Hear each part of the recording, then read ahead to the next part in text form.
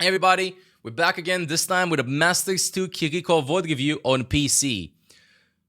I'm new to Masters 2, I can feel the passing of the game, it's so different and it feels kind of overwhelmed sometimes. I feel I can't do flanks as often. How can I get the max value of my character in this type of situations? I got to Master 3 last season but got hard stock in Diamond for some time. I started to do more flicks and more damage and immediately ranked up, but how can I do more?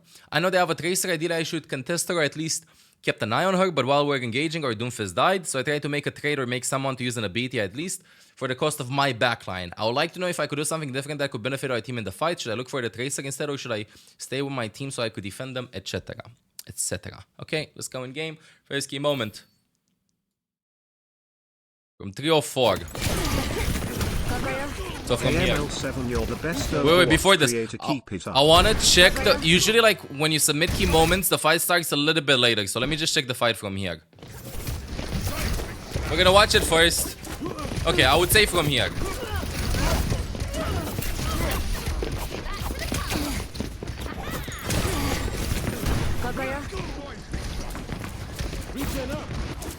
Now you see me? Okay, from here, I would guess. Your future is bright.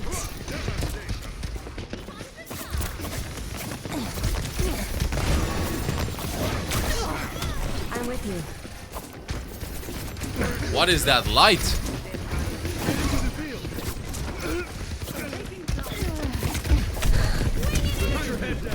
your wounds. Okay. So, you're playing a style.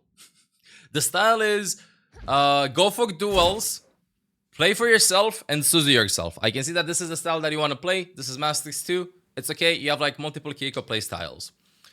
This one works really well in ranked.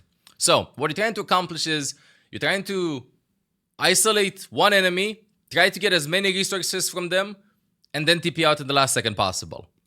Let's watch what's happening here. First things first. You have a bit of downtime after you TP. If you watch like high rank Kirikos, you're gonna see that the downtime in healing / damaging is incredibly low. Why?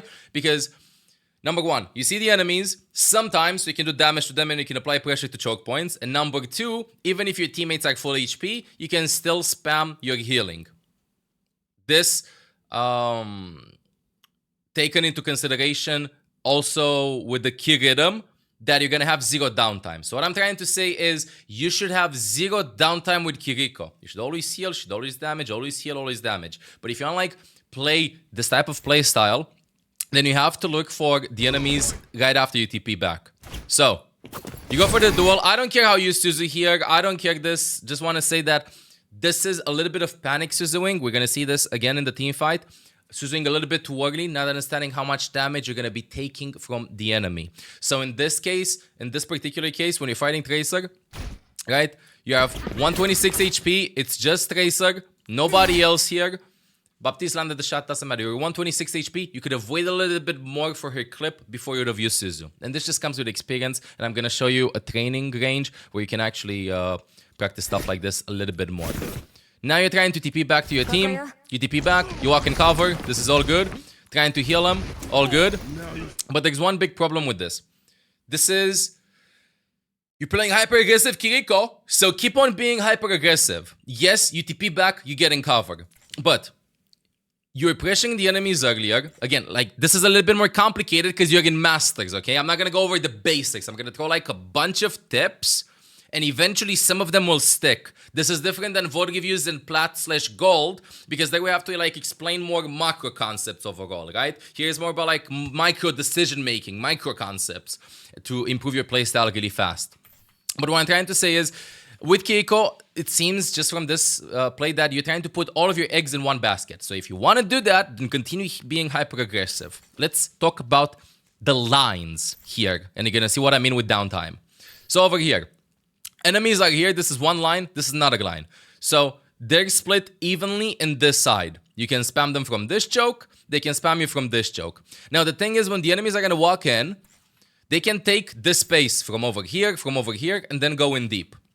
You, after you take the duel with Tracer and you TP back to your team, yes, you have the good instinct of finding cover.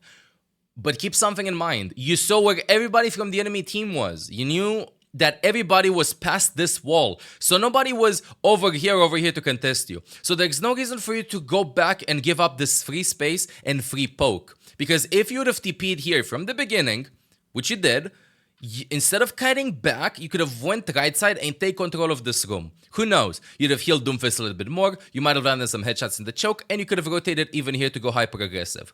It's like this.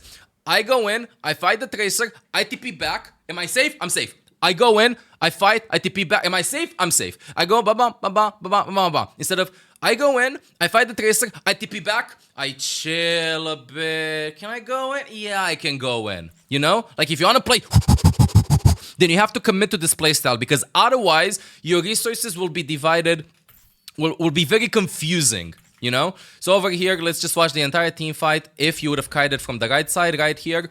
So imagine you TP and right now you're over here. Who knows? Maybe you even land a headshot onto the Tracer. The heals onto Doomfist are not missed.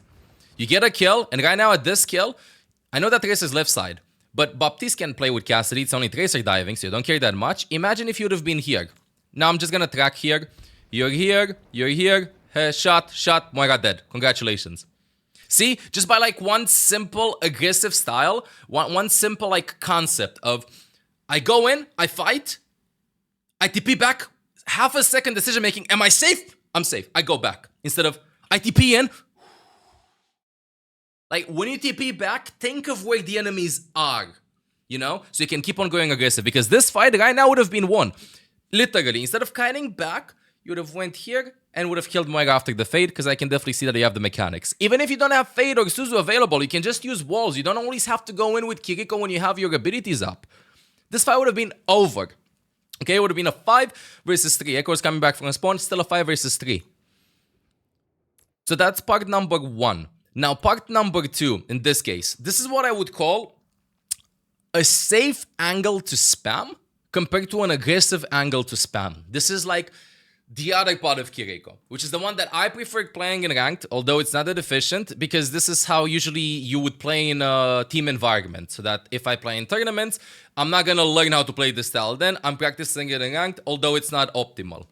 This is about like controlling choke points, shooting 1 or 2 shots, healing your teammates, 1 or 2 shots, healing the teammates, and creating off angles. Not going that aggressively with my abilities to be annoying. Now, you said something.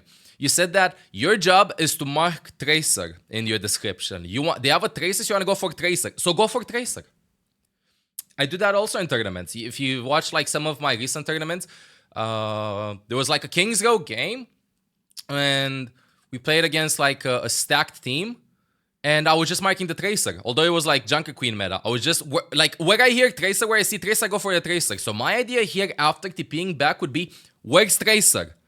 Will trace and think, what is she gonna do? Is she gonna go here? No, this is too long of an angle. The fight is about to start, so she's gonna go here. So instead of walking back and spamming from here, I'm gonna walk left side. Because you could literally apply the same amount of pressure by just walking from here to here. So, let's watch this entire team fight with the mind of not being that hyper aggressive with the playstyle, but with the playstyle of marking the Tracer. TP back, Tracer.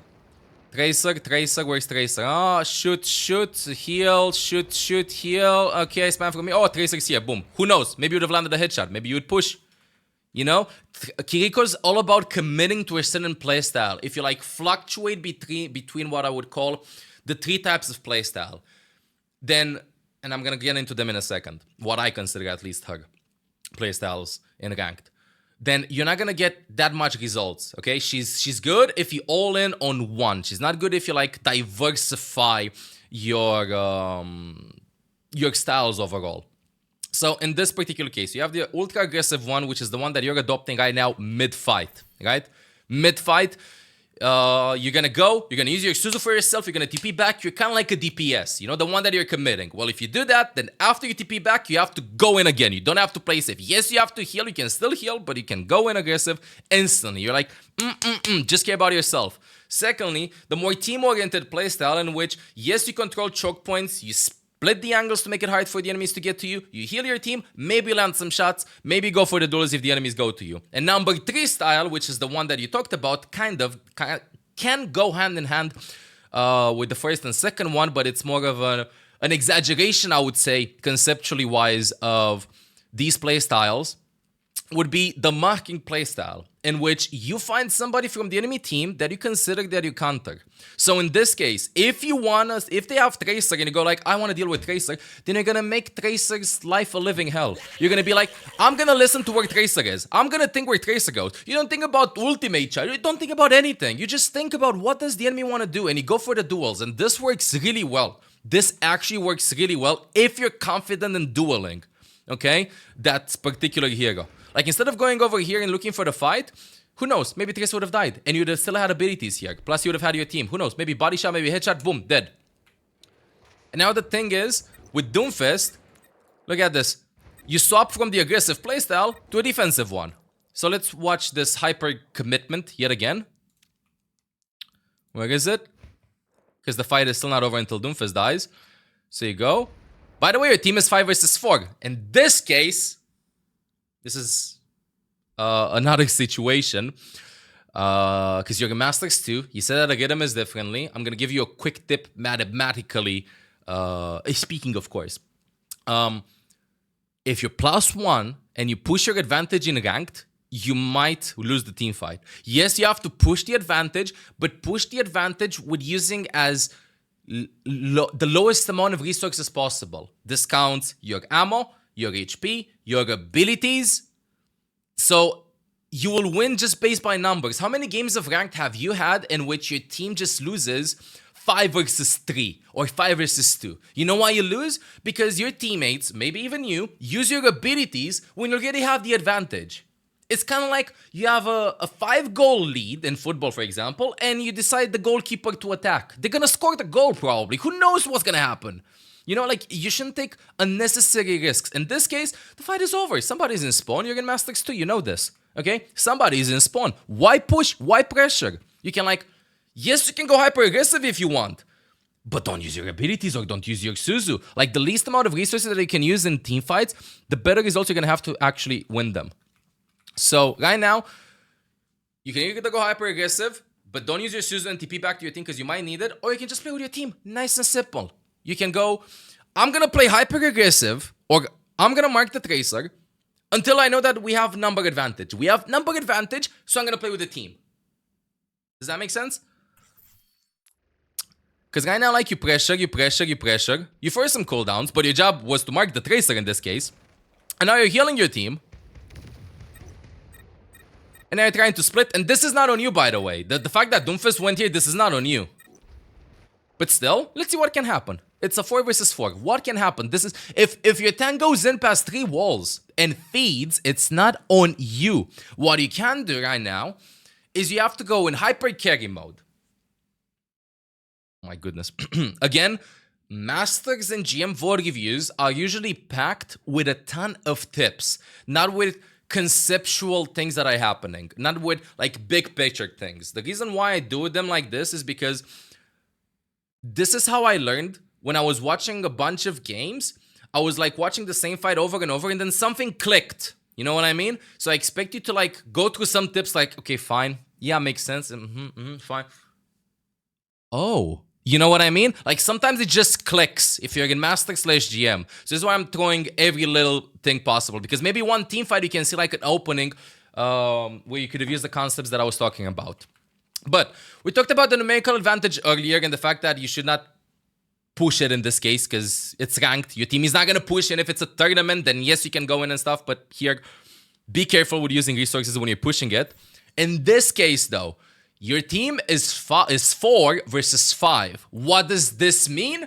They have the numbers advantage. So if we walk back and take the fight, 5 will defeat 4.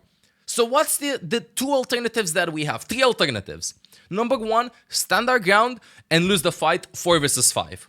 Number 2, kite back, give them the point, which usually doesn't happen in ranked. And number 3, take the fight and do something incredibly aggressive so you're not making the fights 5 versus 4. So, let's watch this team fight. Look, what's happening is the enemies are attacking everybody around in this area. Which means that the enemies are 5 people shooting 4 people here. Yes, you're on this side trying to pressure a little bit. Like, you had the right intention, you know? You wanted to go for the duel. You wanted to go for the duel. So you're going, but this is safe going for the duel. So you're gonna pressure a little bit and then you're gonna get back to your team. Like, you see, you heal, you pressure a little bit, you go back to your team. Commit. Commit. When you're, like, down a couple, commit. 4 versus 4, the numbers are equal. You can just play here. I'm not joking. Imagine playing the team fight from here. Commit. Because what's happening is the following. Instead of the enemies, everybody shooting people here, you're creating different skirmishes across the map. This is a 1v1, might be a 2v1, against the 2v1, instead of giving them all of the numbers advantage. But you see that you're 4v4 right now, you can just buy time. You can just chill here. Oh no, you get rocketed by him. Okay, unlucky. You can just fight, wait a little bit. Who's shooting at you? Nobody's shooting at you. Tracer is here, Doomfist is here, can shoot a little bit at you. He's not gonna kill you instantly. You can play around this wall. If you use this, then Soldier can't shoot you, Doomfist can't shoot you either. It's about using cover, you know? And right now, you try to heal instead of committing to an enemy. If you're down 1, look for a kill. Look for a goddamn kill, okay? So, like, yes, you want to help your team, but commit. So Soldier's fighting you. Okay, you take that, no problem. I want to go and fight him. I want to go and fight him a little bit. I'm not going to TP back. I'm not going to save him. I'm not going to TP to him. I have TP, I have Suzu. I'm going to wait here a little bit, wait for my Suzu. I'm going to go and kill the Soldier. Let's see how the team fight would have looked if you would have ignored Baptiste. Wait for it. Wait a bit. So, right here when you're going to save him, let's see how it would have happened. So, I'm going to watch the team fight from this angle and see what I mean. Right now, you TP back. Baptiste will die in the next... Oh, a little bit uglier, actually. Over... He's gonna jump. You're still fighting. He's gonna jump. He's dead. Right now, he's dead. Let's watch the team fight here. Baptiste dies in the next second or so. Soldier's low. Imagine you go headshot, headshot, or headshot, body shot, or just go for the duel and envision that you win the duel with Soldier. That's all I want you to see. Win the mechanical duel. After this, imagine you go back into the team fight. He's dead. You have Echo and Kiriko, and you're in a 2 versus 3. Who knows if you play around this wall afterwards and maybe take the duel with Tracer. And then Echo's right here poking. Like, the situation, you're taking control of what they gained already. You know, of the advantage that they gained. You're trying to make them feel like this is not for them. Yes, they earned it, but you're gonna make them pay for it. You're just gonna stress them out. Yes, you wanna walk to point, but you're gonna get punished for it. Because the fight was already lost anyway. No amount of saving your teammates gonna help them, like, secure the team fight. Sometimes you gotta transform into the carry if you wanna climb. In this fight, they invested Lucio's ult to survive, but at the same time, they were regrouping. After Lucio ulted, I ulted to stagger them before Doomfist came back. I can't tell if it was a good ult, since I usually ult when the enemy Kiriko ults, so it gets even. I feel like they won next fight because I didn't have Kitsune. What could I have done different to make up if I didn't have my ultimate? Okay, let's watch 10:32 until 11:40. 10:32 until 11:40. 10:32. Enemy turret ahead. Finishing them off. Be healed. I'm feeling good. What I'm thinking right now, by the way, because we don't have that much time in the VOD, we're +1. So what I'm thinking is, we push, we go aggressive, and I'm only going to use my resources to save my teammates or myself. I'm not going to use them proactively because we're +1. So don't use my resources.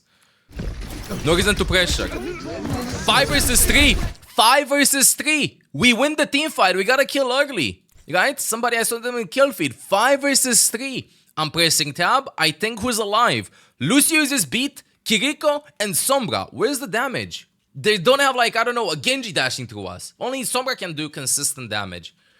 I mean, Kiriko can too and Lucio too, but it doesn't compare to, like, having 2 DPSs alive or a Reinhardt swinging his hammer at you. So 5 versus 3. I wait, I chill. Okay, good. Suzu was okay to save them. You wanna engage with that? Because they use beat.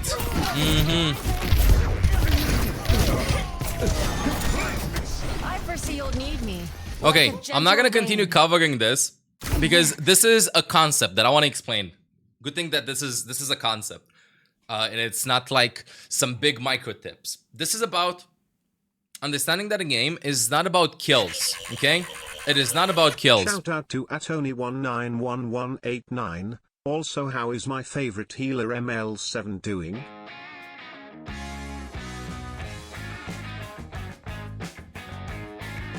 I'll get back to your sub afterwards, Zorax. Thank you, bro. Okay, we're gonna add some extra seconds to the vote review, don't worry.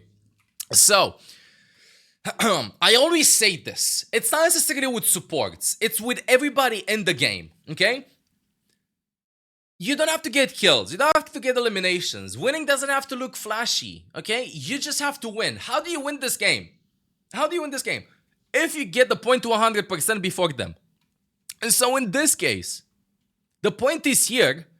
The enemies are here. You're playing in Masters. You're not playing in GM. You're not playing in top 500. You're not playing in Overwatch League or Contenders to do outside the map engages, outside of the point engages,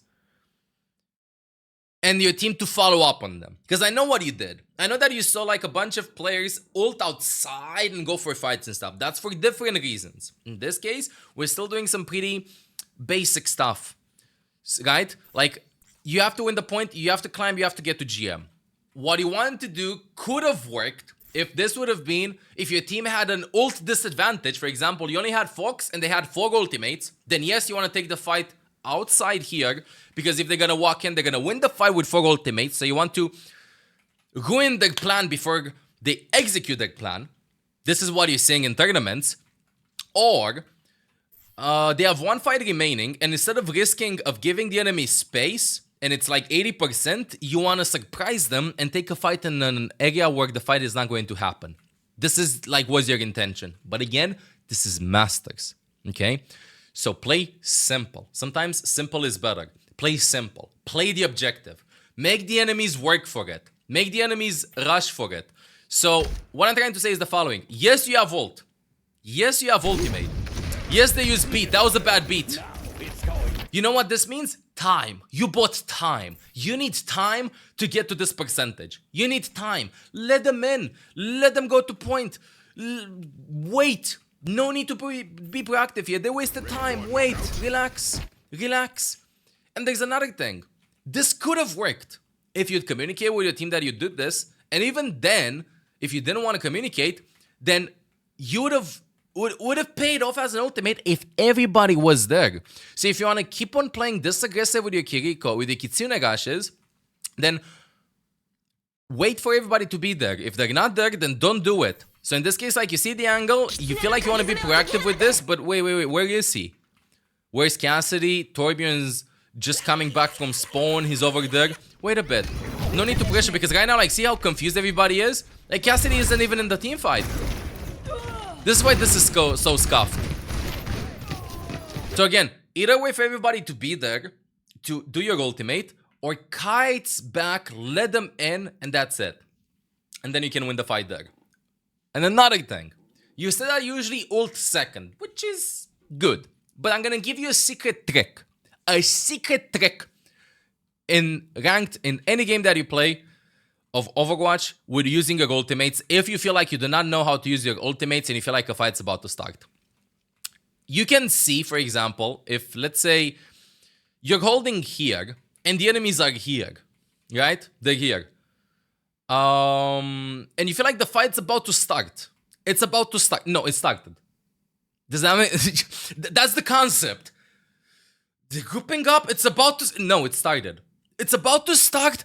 Oh my god, the ultimates are being thrown. No, you're the one that does the first action, even if it's not perfect. So for example, you're playing Kiriko, and you want to ult when you walk over here. Look, an even better example. You want to throw your ultimate from here to here. The fight's about to start. Oh my god, it's about to start. Be creative with pulling the trigger first. Climb on top, throw the ult. Go left side in front of your tank, throw the ult if they can't one-shot you. You're holding the choke here. 1 person, 2 people walked in. Not 1, 2, let's say 2, even 3, even 4, even 5 walked in. Instead of waiting for everybody to walk in before you ult this choke, ult then. It's not perfect. but sometimes sloppy is good. This is like if you struggle with ulting first. And another thing with ulting with Kitsune, with Kiriko against Lucio, it's a little bit hard to use your ultimate proactively because they can always disengage with speed boost. So wait for them and then cut them in. It's like you're waiting them to be caught in a trap. I'm gonna do a very fast drawing, and then I'm gonna hop into the tip section because you're a good player and I like to have you in my ranked games. You're gonna get flashbangs, sorry about this. So, boom, right? And this, let's say that this is a dog over here, right? And the enemies are going from here. And let's say you're holding here and you're spamming this egg at this choke point. Usually the fights happen when everybody, when they group up here or here and they walk out, right? And they start walking out. And this is like where the fight starts because you're gonna kite back and the enemies are gonna walk in. Well, no. I'm the one deciding the fight. One person walked in, another one. Okay, ult! Or ult! You know? Instead of like just, okay, the fight's about to start, everybody get it. No. It's like, can we do this? No. Can we do this? No. I'm going to... Nope. Kitsunegash is such a good ultimate at doing this. It's better than Nano in my opinion. Okay, let's hop in Olaf review. Olaf review. Olaf review. What to work on to improve fast.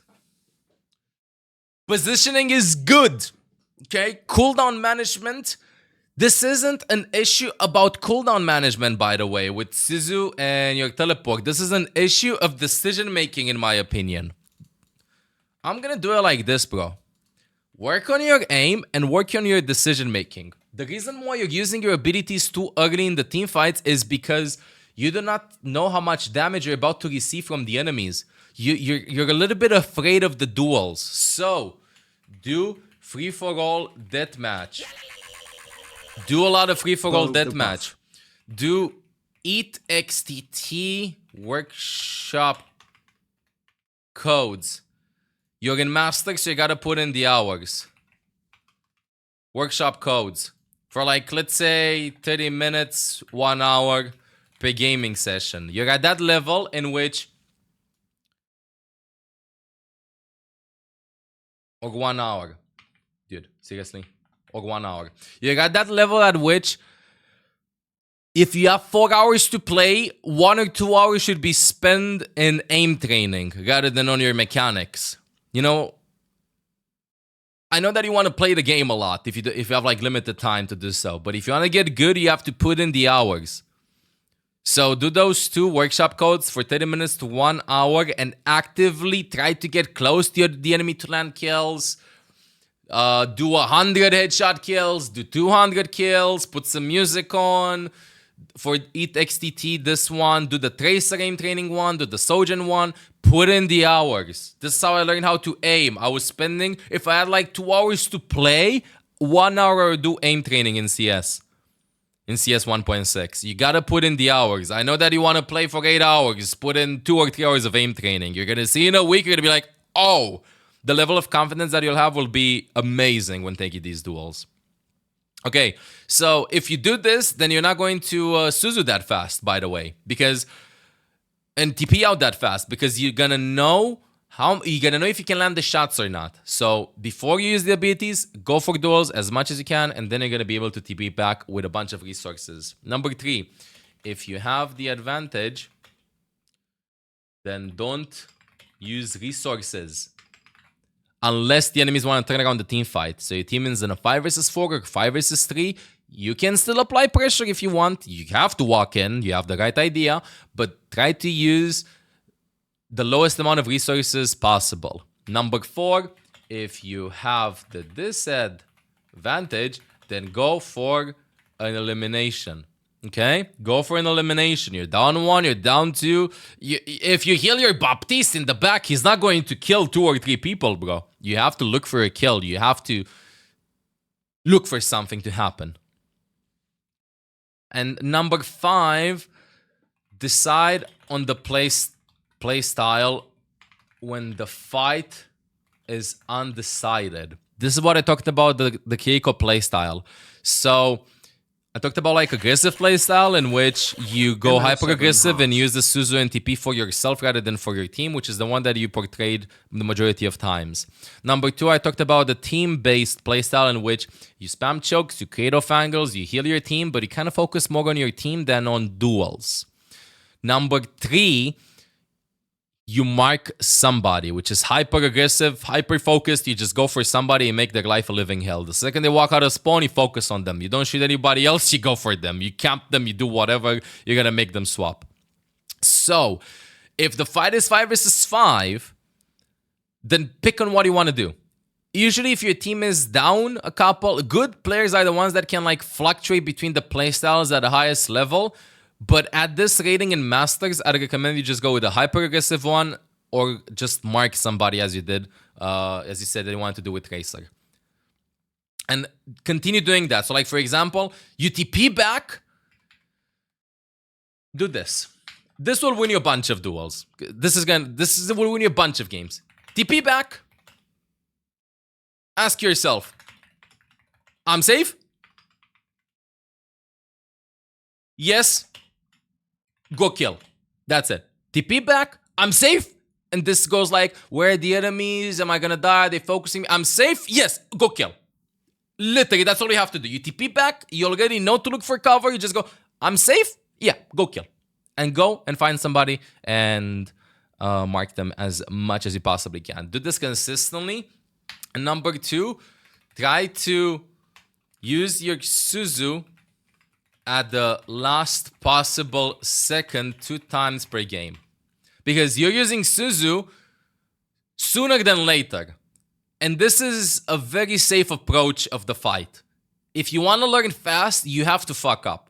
You have to mess up. You just have to. You have to go and push the limits and lose the duels. And don't Suzu before you TP. So if it makes you uncomfortable with how much you're willing to Suzu yourself, / if you die sometimes while doing so, then that will result in more resources pulled from the enemies and you learning faster when it's safe to get out, okay? Because if you don't risk it and don't know the consequences of your actions, then you might just not push the limits when you have the possibility of doing so in-game. So go in, take the duel with Tracer, Suzu at 10 HP. Suzu at 40 HP actually. 10 HP if she's out of melee range. 31 HP if she's in melee range. Try to wait a little bit. If you do this 2 times per game and you go like, whew, that was close, good, that counts. Number 3, obviously the one that we covered earlier, aim train as much as you can. As much as you can. You're gonna see that this is gonna help you climb a bunch. With Kiriko right now, with how hype, with the amount of kill pressure that she has, she's kind of one of the easiest supports to get GM with because you can just go kill and use the Suzu for yourself.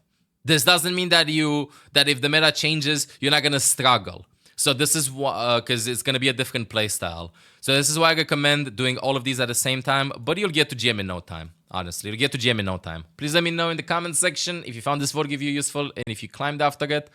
And make sure to subscribe. Till next time, mL7 out.